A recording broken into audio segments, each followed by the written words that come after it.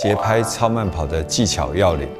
那首先呢，超慢跑之前，我们先把节拍器设定好，节拍呢设定到180，这里改成2拍。那搭配这个节拍器来，身体跑起来律动。前脚掌先着地，再脚后跟。好，各位可以看我侧边。好，脚掌先落地，再脚后跟。好，脚后跟似有似无的碰触地板就好。切记哦，不可以这样子，这样变踏步的现象。啊，其实这是错误的。那也不可以踮着脚尖，这样让脚后跟不落地，这样你跑不久，而且小腿肌肉会相当疲劳。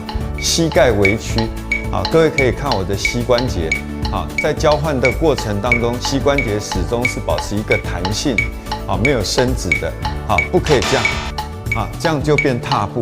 所以你的膝盖一定要保持一个